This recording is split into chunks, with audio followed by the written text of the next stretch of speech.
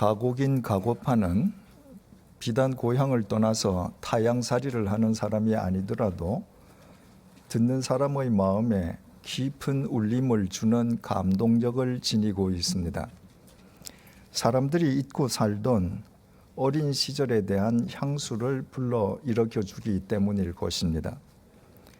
그 유명한 가고파의 노랫말은 시조작가 이현상 선생이 1932년 29세의 나이에 지은 시조입니다.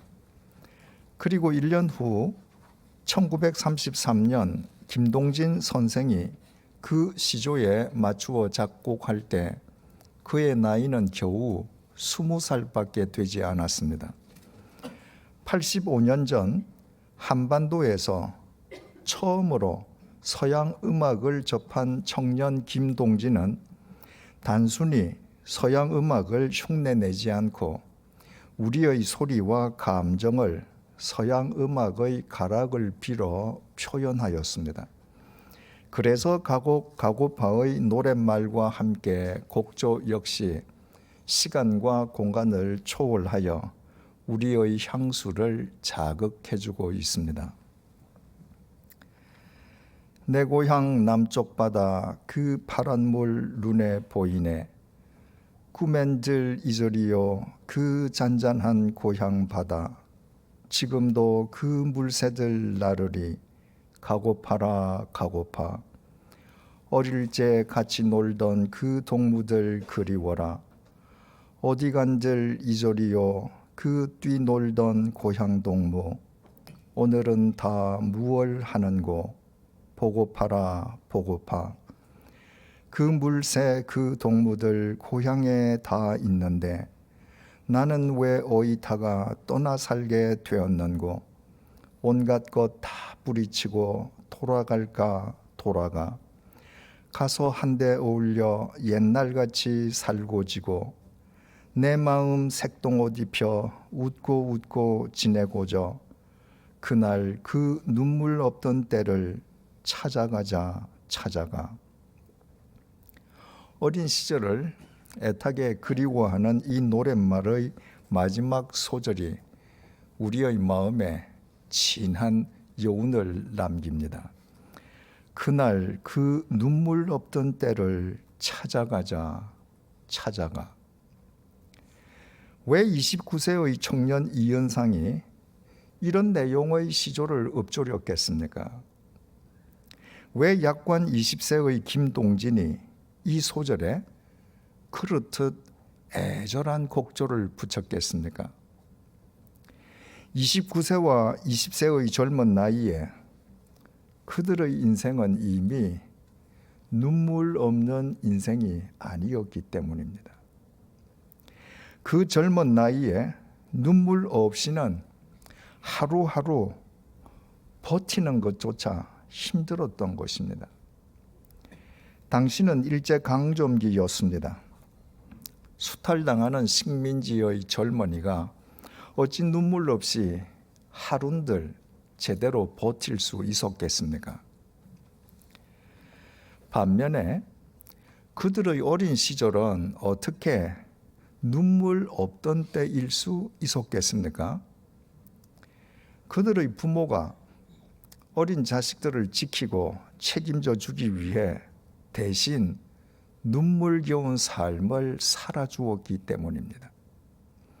자존심이 상해도 몸이 고달파도 온갖 괴로움과 시련을 꿀꺽꿀꺽 삼키면서 부모가 대신 눈물겨운 삶을 살아준 덕분에 그들은 걱정도 없고 눈물도 없는 어린 시절을 마음껏 즐길 수 있었습니다. 그래서 이현상은 시조로, 김동진은 곡조로 그날 그 눈물 없던 때를 찾아가자고 그렇듯 애절하게 노래했습니다.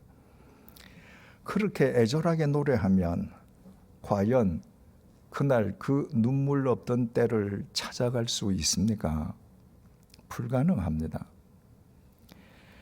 부모가 늙어 더 이상 자식을 위해 눈물겨운 삶을 살아줄 수 없는 까닭입니다. 설령 부모가 자식을 위해 계속해서 눈물겨운 삶을 살아줄 수 있다 해도 어린 시절에서 벗어난 자식의 삶엔 부모의 눈물로 해결될 수 없는 문제들이 산적해 있습니다.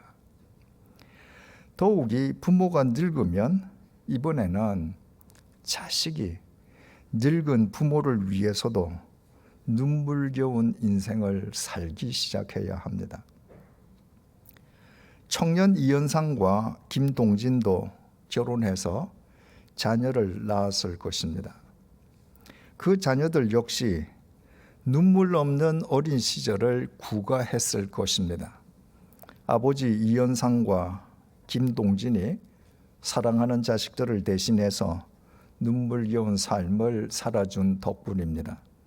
하지만 그 자녀들도 장성한 뒤에는 그날 그 눈물 없던 때를 찾아가자고 애절하게 노래하면서 스스로 눈물겨운 인생을 살지 않을 수 없었을 것입니다.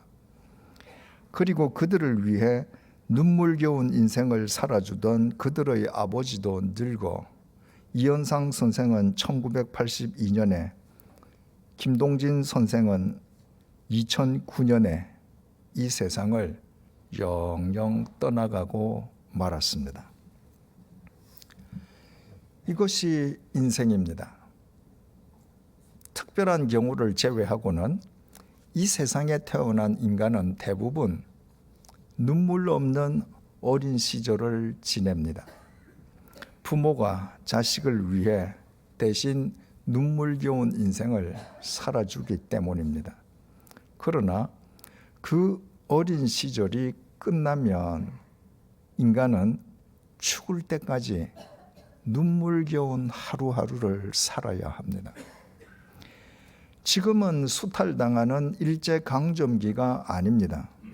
그러나 어린 시절에서 벗어나 학교에 입학하면서부터 인간의 눈물겨운 인생은 시작됩니다. 입시를 앞둔 학생의 눈물겨운 하루하루를 부모의 눈물로 대체할 수 있겠습니까? 광야와 같은 이 세상 속에서 온갖 풍파와 맞닥뜨려야 하는 젊은이의 눈물겨운 삶을 부모가 자신의 눈물로 대신해 줄 수 있겠습니까? 오히려 때가 되면 젊은이의 눈물겨운 삶은 늙은 부모 복량까지 또 안게 될 것입니다. 그렇다고 늙은 부모의 눈물겨운 인생이 종식되는 것도 아닙니다. 평생 눈물겨운 인생을 살면서도 그 눈물로 정작 중요한 것은 아무것도 해결할 수 없는 유한한 인간은 그래서 늘 슬픈 존재일 수밖에 없습니다.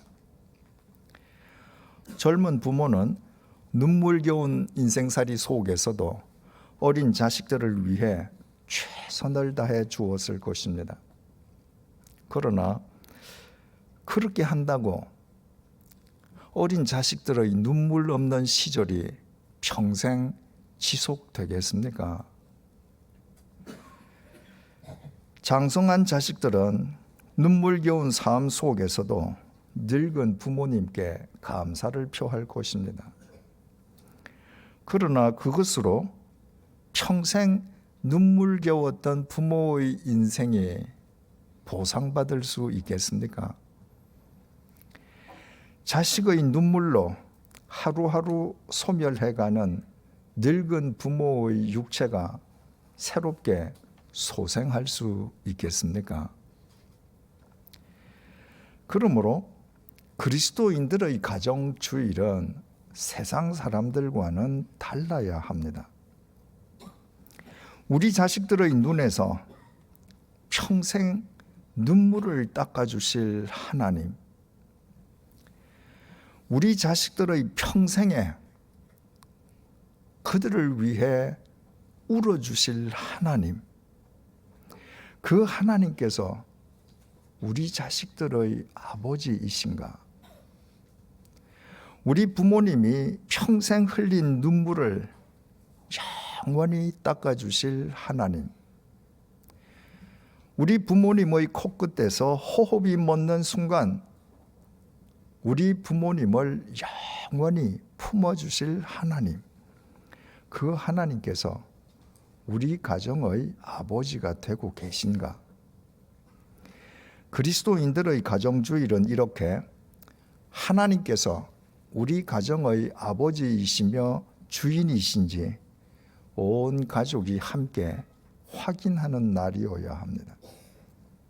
하나님께서 우리 가정의 아버지가 되실 때에만 우리는 눈물겨운 인생살이 속에서도 하나님 아버지께서 주시는 절대적인 행복과 평안을 누릴 수 있습니다.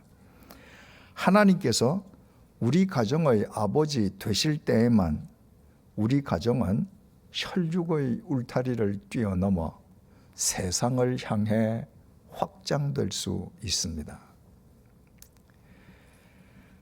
추후 60년으로 추정되는 해 가을, 바울은 황제에게 상소한 미결수 신분으로 아드라무테노 배를 타고 로마를 향해 가이사랴를 출발했습니다.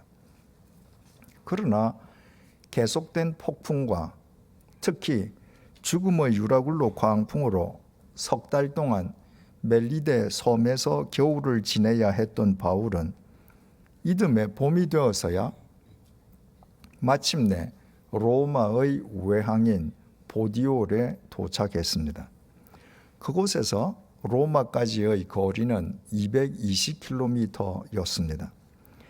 자기 생의 마지막 종착지인 로마를 목전에 둔 바울의 심장이 얼마나 두근거렸겠습니까?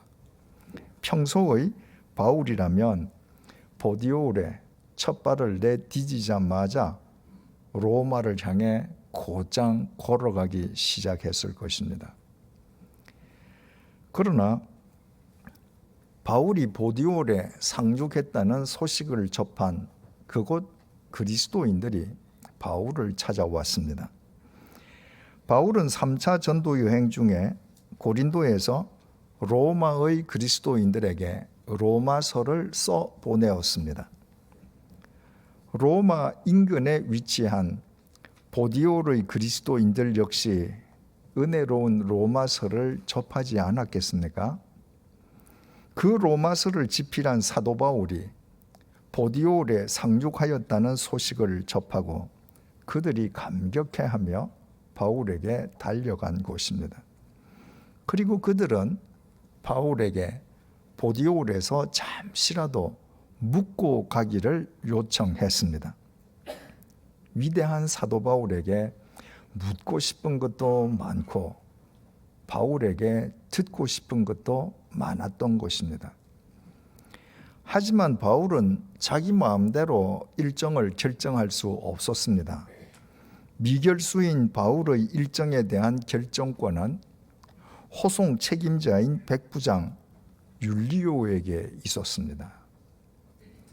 본문 14절에 의하면 놀랍게도 백부장은 바울이 보디올의 그리스도인들과 일해 동안이나 함께 머물도록 허락해 주었습니다.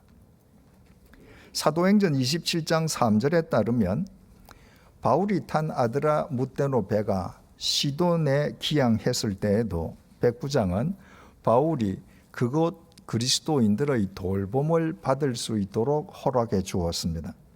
하지만 그것은 시돈에 기항한 아드라무테노 배가 하물을 부리고 싣는 시간 내에서 허락한 일이었습니다.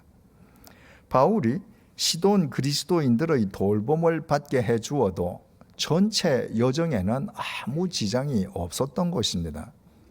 그러나 이번에는 그때의 경우와는 완전히 달랐습니다. 보디올은 중간 기항지가 아니라 마지막 종착지였습니다. 게다가 백부장 율리오는 총독 베스도의 명령을 수행하고 있는 중이었습니다.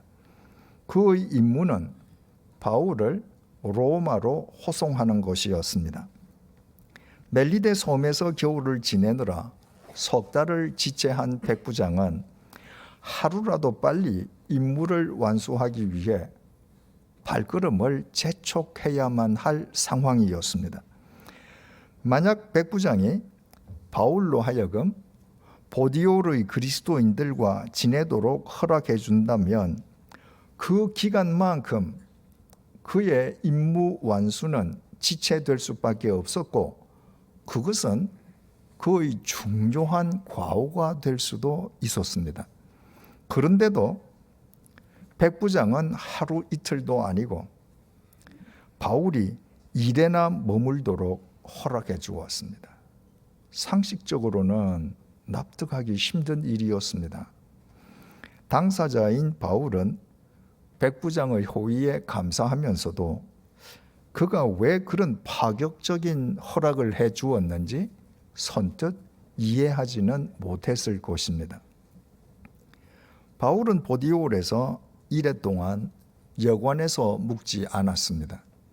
지금까지 늘 그렇게 해왔던 것처럼 보디올에서도 어느 그리스도인의 가정에서 묵었을 것입니다. 어쩌면 이래 동안 그리스도인의 가정을 돌아가면서 묵었을런지도 모릅니다. 당시의 교회는 모두 가정교회였습니다. 별도의 예배당이 없어 그리스도인들이 누군가의 가정에 함께 모여 예배를 드린 것입니다.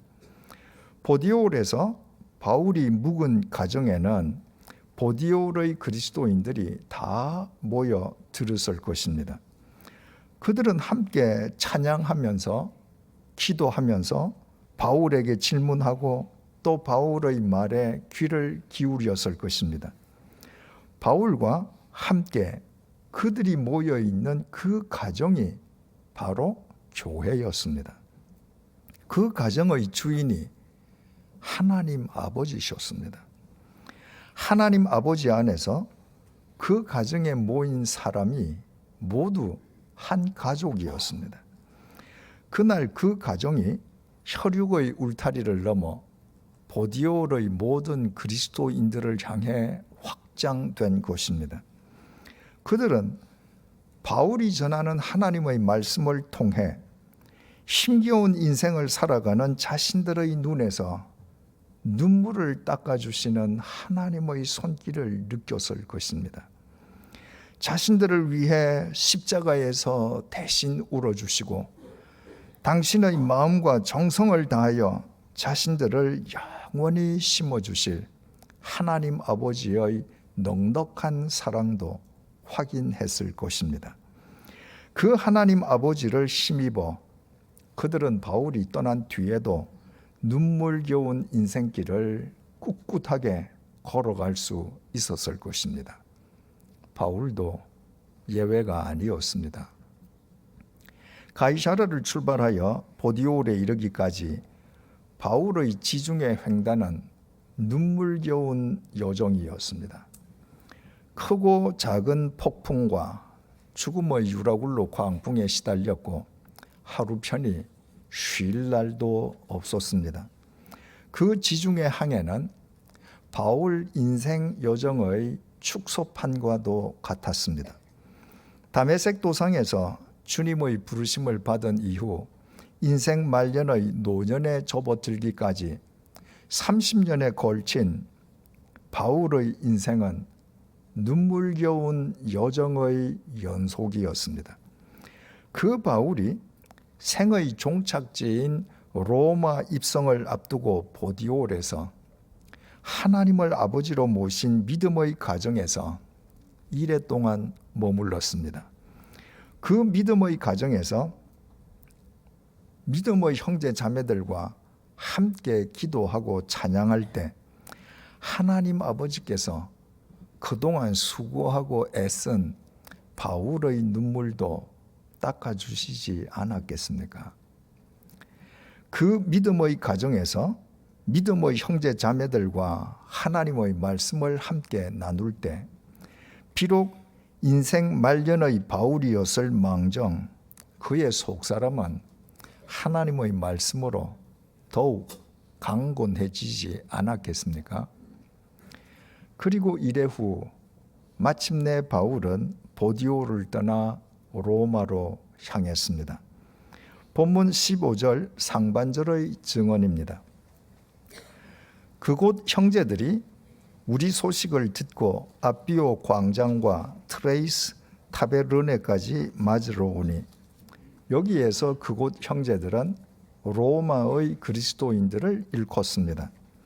로마의 그리스도인들이 바울을 영접하기 위해 아비오 광장과 트레이스 타베르네까지 나와 있었습니다. 남부 이탈리아에서 로마에 이르는 아비오 대로에 자리 잡고 있는 아비오 광장은 로마에서 65km 떨어진 지점입니다. 그리고 세계의 여인숙이라는 의미의 트레이스 타베르네는 로마에서 50km 떨어져 있습니다. 로마의 그리스도인들이 두 그룹으로 나뉘어 걸어서 각각 이틀길과 사흘길인 트레이스 타베르네와 아비오 광장까지 나와 바울을 영접한 것입니다. 15절 하반절입니다. 바울이 그들을 보고 하나님께 감사하고 담대한 마음을 얻으니라. 만약 우리가 뜻밖의 장소에서 예기치 못한 로마 그리스도인들의 영접을 받은 바울이었다면 우리는 어떻게 했겠습니까? 그 먼 곳까지 우리를 영접하러 나온 로마의 그리스도인들에게 먼저 감사하지 않겠습니까? 그러나 바울은 그들을 보고 먼저 하나님께 감사하고 담대한 마음을 얻었습니다. 바울이 아비오 광장과 트레이스 타베르네에서 생각지도 않은 로마 그리스도인들의 영접을 받는 순간에 백부장이 왜 보디에오에서 파격적으로 1회 동안이나 머물게 해 주었는지 그 까닭을 비로소 확연하게 깨달았기 때문입니다. 만약 바울이 보디올에서 하루 혹은 2, 3일만 머물고 로마를 향해 출발했더라면 바울은 아무도 맞아주는 사람이 없는 가운데 외로이 로마에 입성해야 했을 것입니다. 그러나 바울은 보디올에서 1회 동안 머물렀고 보디올에서 로마까지의 거리는 220km였습니다. 체력이 왕성한 젊은이의 걸음으로는 엿새길, 일반인에게는 일회길, 나이 든 사람에게는 그보다 더 많은 날이 소요되는 길이었습니다.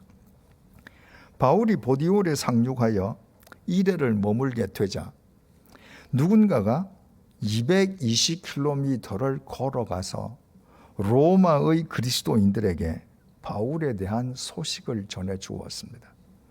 감격한 로마의 그리스도인들은 바울을 위해 두 그룹의 환영단을 만들어서 로마에서 각각 65km와 50km 떨어진 아비오 광장과 트레이스 타베르네로 갔습니다. 그리고 보디올에서 1회를 머문 바울이 로마로 걸어가다가 정확하게 그 두 장소에서 로마의 그리스도인들을 만났습니다. 하나님께서 바로 그 만남을 바울에게 주시기 위해 시간과 공간을 초월하여 백부장으로 하여금 바울을 보디올에서 1회 동안이나 머물게 하신 것이었습니다. 그 사실을 확연하게 깨달은 바울에게 자신을 영접하러 나온 로마의 그리스도인들은 단순히 사람들이기 이전에 바울 자신을 향한 하나님의 말씀이었습니다. 바울이 예루살렘에서 로마군의 요새 감옥에 갇혀 있던 한밤중에 하나님께서 감옥 속의 바울에게 이렇게 말씀하시지 않았습니까? 사도행전 23장 11절 하반절입니다. 담대하라. 내가 예루살렘에서 나의 일을 증언한 것 같이 로마에서도 증언하여야 하리라. 그 하나님께서 당신을 위해 로마에 입성하는 바울을, 로마의 그리스도인들을 아비오 광장과 트레이스 타베르네까지 보내어 당신의 쌍수를 들어 바울을 환영해 주신 것입니다. 그리고 로마에서 당신의 휘페레테스와 마르티스인 바울에게 눈물겨운 삶이 지속되어도, 당신의 복음을 위해 순교의 피를 흘려도 예수 그리스도의 십자가 보혈로 영원히 닦아주시겠다고 하나님께서 새롭게 약속해 주신 것입니다. 그래서 바울은 그들을 보고 하나님께 감사하고 담대한 마음을 얻었습니다. 아비오 광장에서 트레이스 타베르네에서 바울과 로마의 그리스도인들은 모두 하나님을 아버지로 모신 교회요, 더없이 아름다운 가정이었습니다. 그들은 함께 로마를 향해 아비오 대로를 걸었습니다. 아비오 대로는 로마의 개선 장군이 개선 행진을 벌이는 도로로도 유명했습니다. 그 아비오 대로를 바울은 지금 백부장과 그의 부하들 사이에서 미결수로 호송당해 가고 있습니다. 비록 로마의 그리스도인들이 그 뒤를 따른다고 해도 아비오 대로를 오가는 로마인들이 보기에는 인생 말년에 초라한 행색의 바울은 개선 장군과는 거리가 먼 영락없는 죄수의 몰골이었을 것입니다. 그러나 바울을 그 길로 부르신 하나님 앞에서 그는 틀림없는 개선 장군이었습니다. 그가 로마에 한 걸음 한 걸음 더 다가갈수록 로마인들의 눈물을 영원히 닦아주실 하나님 아버지 안에서 로마인들이 큰 믿음의 가정을 이룰 시간이 점점 더 가까워지고 있었습니다. 제가 사랑하는 오랜 친구가 있습니다. 젊은 시절에 자수성가해서 큰 재산을 일구었지만 유라굴로 광풍 같은 국제 정세의 격변 속에서 2번이나 전 재산을 날렸습니다. 그러고도 오뚜기처럼 다시 일어선 온유하면서도 강인한 성품의 친구입니다. 저는 오랜 세월 동안 그 친구와 교분을 나누면서 그 친구가 눈물을 흘리는 것을 한 번도 본 적이 없습니다.